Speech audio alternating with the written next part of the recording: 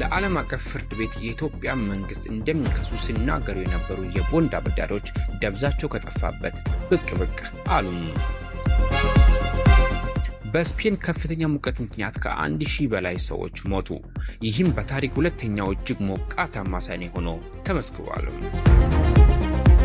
የኢራንና የአሜሪካ ዘላቂ የሰላም ስምምነት ተስፋ ደብዝዟል ተባለም። ኢራን ከአሜሪካ ልዑካን ጋር እንደማትገናኝ ገለጸችም። የአሜሪካው መንግስት አወዛጋቢ ዘዋሪ ትራምፕ ከክሪፕቶ ንግዶች ከ1.4 ቢሊዮን ዶላር በላይ ገቢ ማግኘታቸውን አስታወቀ። እነዚህና ሌሎች ተጨማሪ መረጃዎችን አሰናድተናል። ይከታተሉ። ታማኝነት ላለውና ለፈጣን መረጃ ኢቢኤን ዜናን ምርጫው ያድርጉ። ጌታ ያውቃል ማንደፍሮት ነኝ። ኢቢኤን የዜና ቻናልን ሰብስክራይብ ማድረጎን አይርሱ። ቀጣይነት ላለው መረጃ የደወል ምልክቱን ይጫኑ።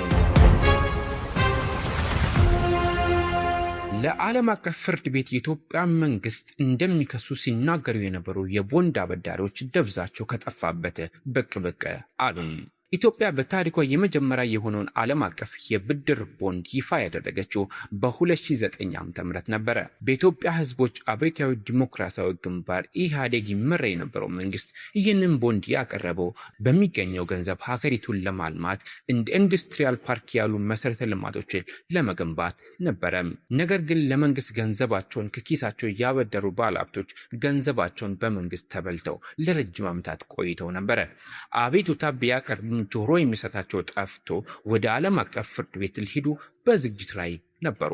ነገር ግን ከአንድ ወር በፊት ለኢትዮጵያ ገንዘብ ያበደሩ ባለሀብቶች የሀገሪቱን መንግስት እንደሚከሱ ለመንግስት አስታውቆ ነበረ።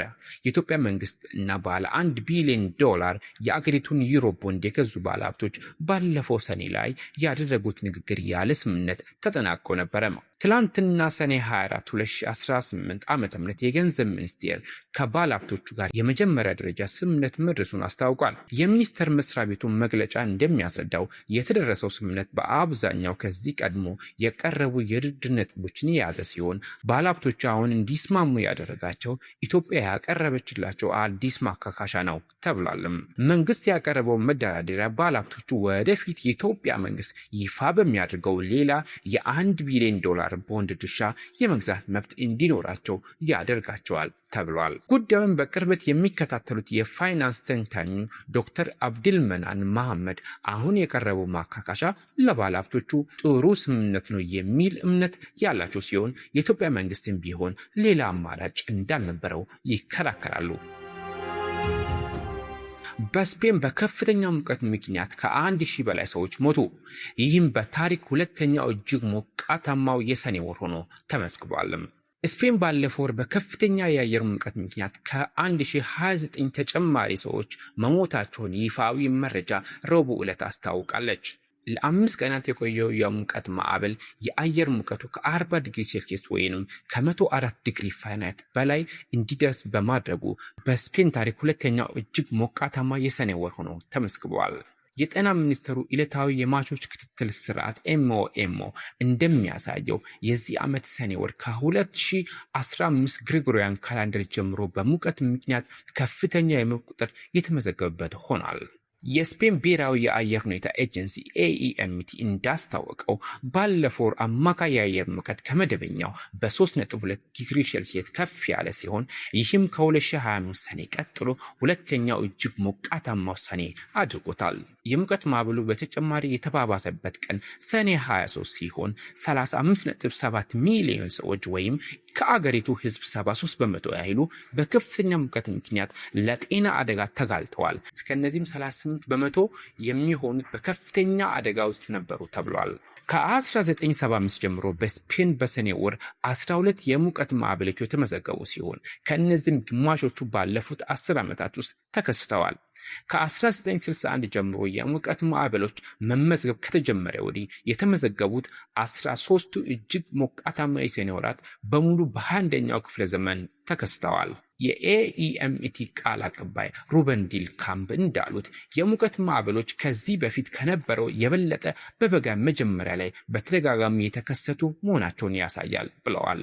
ከሰኔ 1 እስከ 30 ባለው ጊዜ በአካባቢው የአየር መለኪያ ጣቢያዎች 165 ከፍተኛ የሙቀት ክብረ ወሰኖች ተሰብረዋል። ከነዚህም 145 ወራዊ ሲሆኑ 20ዎቹ ደግሞ የሁል ጊዜ ክብረ ወሰኖች ነበሩ።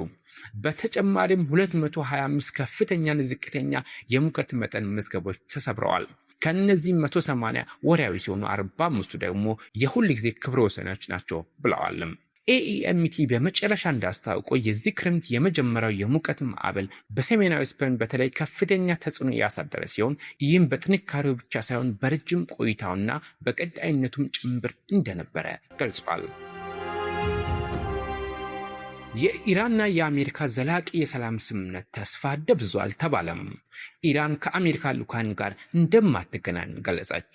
ኢራን ማክሰኞ ዕለት በቅርቡ የተቀሰቀሰውን ግጭት ተከትሎ ወደ ክልሉ የተጓዙ ከፍተኛ የአሜሪካ ልዑካን ጋር እንደማትገናኝ አስታውቃለች።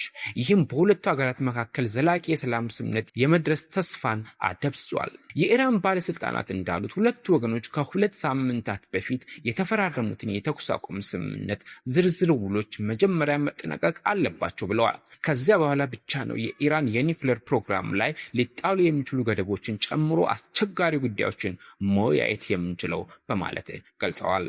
እነዚህ ሁኔታዎች ሁለቱ ወገኖች በመጀመሪያው የስምምነት ማዕቀፍ ዋና ነጥቦች ላይ አሁንም እርስ በርሳቸው እጅግ እንደሚራረቁ ያመለክታል። ይህም ማዕቀፍ ኢራን በሆርሙዝ ሰርጥ ላይ ያላትን ጫና እንድታነሳ በምላሹ የፋይናንስ ማበረታቻዎችን እንድታገኝ የሚያስችል ሲሆን ቋሚ የሰላም ስምምነት ለመድረስ የ60 ቀን ድርድር እንዲካሄድም ተደንግጎ ነበረም። የአሜሪካው ፕሬዝዳንት ዶናልድ ትራምፕ አማች ጄሬድ ኩሽነር እና ልዩ ልዑካን ስቲቭ ዊትኮፍ ከፍተኛ ደረጃ ውይይት ለማድረግ ወደ ዶሃ ቢደርሱም ኢራንና አስተናጋጇ ካታር በቀጥታ ከኢራናውያን ጋር ሳይሆን ከአደራዳሪዎች ጋር ብቻ እንደሚገናኙ ገልጸዋል።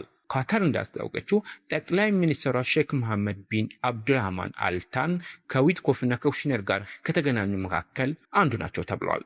በሚቀጥሉት ቀናት ከአሜሪካ ወገን ጋር በማንኛውም ደረጃ የተያዘ ስብሰባ የለም ሲሉ የኢራን ውጭ ጉዳይ ሚኒስቴር ቃል አቀባይ እስማኤል ባጋኢ ተናግረዋል።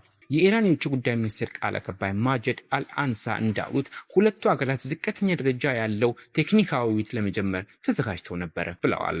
ይህን ተከትሎ ትራምፕ አዲስ ወታደራዊ ጥቃት ሊፈጽሙ እያሰቡ መሆኑ ተነገረ። ድርድሩ የገባበትን መቋረጥ ለመፍታት መንገድ በመፈለግ ፕሬዝዳንት ትራምፕ ወደ ሙሉ ጦርነት የመመለስ አማራጭን እያጤኑ መሆኑ ተዘግቧል። ዎል ስትሪት ጆርናል የአሜሪካ ምንጮችን ጠቅሶ እንደዘገበው ትራምፕ ከመከላከያ ሚኒስትሩ ፒት ሄግሴት እና የጦር ኃይሎች ዋና አዛዥ ጀነራል ዳን ኬን ጋር ተጨማሪ የአየር ጥቃቶችን ለመፈጸም መወያየታቸው ተገልጿል። ሆኖም ሮይተርስ ይህንን ዘገባ በገለልተኛ መንገድ ወዲያውኑ ማረጋገጥ አልቻለም። እስካሁን ድረስ ትራምፕ በይፋ በኢራን ላይ ተጨማሪ ጥቃቶችን እንደሚፈጽሙ ቢዝቱም ለጊዜው ለዲፕሎማሲያዊ ጥረቶች ተጨማሪ ጊዜ ለመስጠት መወሰናቸውን ሪፖርቶች ጠቁመዋል። የአሜሪካው መንግስት አወዛጋቢ ዘዋሪ እና ነጋዴው ትራምፕ ከክሪፕቶ ንግዶች ከ1.4 ቢሊዮን ዶላር በላይ ገቢ ማግኘቱን አስታወቀም። የአሜሪካው ፕሬዝዳንት ዶናልድ ትራምፕ ባለፈው ዓመት ከቤተሰቦቻቸው የክሪፕቶ ንግዶች ከ1.4 ቢሊዮን ዶላር ገቢ ማግኘታቸውን አስታውቀዋል። ይህም በማክሰኞ የተገመተው የቅርብ ጊዜ የፋይናንስ መግለጫቸው እንደሚያሳዩት ትራምፕ አሁን አብዛኛው ገቢያቸውን ከዲጂታል ንግዶች እያገኙ መሆኑን ያመለክታል። እነዚህ ዲጂታል ንግዶች ራሳቸው ካረቀቋቸው ፖሊሲዎች ተጠቃሚ እንዳደረጓቸው ተነግሯል። እነዚህ ሰነዶች በ2025 የአሜሪካ መንግስት ስነ ምግባር ቢሮ ዩኤስ ኦፊስ ኦፍ ጋቨርንመንት ኤቲክስ ያቀረበው ዓመታዊ የንብረትና የገቢ መግለጫ ሲሆን የትራምፕ ኩባንያዎች 80 ሚሊዮን ዶላር የሚጠጋ ገቢ ከወርልድ ሊበርቲ ፋይናንሻል እንዳገኙ ያሳያል። ይህ የክሪፕቶ ኩባንያ በትራምፕና በልጆቻቸው በጋራ የተመሰረተ ነው ተብሏል። ፕሬዝዳንቱ ይህን ገቢ ከቤተሰቦቻቸው አባላት ጋር የሚካፈል ሲሆን ከዚህ ውስጥም ከ520 ሚሊዮን ዶላር በላይ የተገኘው ከክሪፕቶ ቴክኖሎጂ ሽያጭ ነው ተብሏል። እንዲሁም 250 ሚሊዮን ዶላር በላይ የተገኘው ከወርልድ ሊበርቲ ፋይናንሻል ውስጥ ያላቸው የባለቤትነት ድርሻቸው በመሸጥ እንደሆነ ተገልጿል። ለዛሬ ያዝናቸው መረጃዎች ይህን መስሎ ነበረ። በቀጣይ እስክንገናኝ ሰናይ ቀን ይሁንላችሁ። ታማኝነት ላለውና ለፈጣን መረጃ ኢቢኤን ዜናን ምርጫው ያድርጉ። ጌታ ያውቃል ማንደፍሮት ነኝ። ኢቢኤን ዜና ቻናል ሰብስክራይብ ማድረጉን አይርሱ። ቀጣይነት ላለው መረጃ የደወል ምልክቱን ይጫኑ።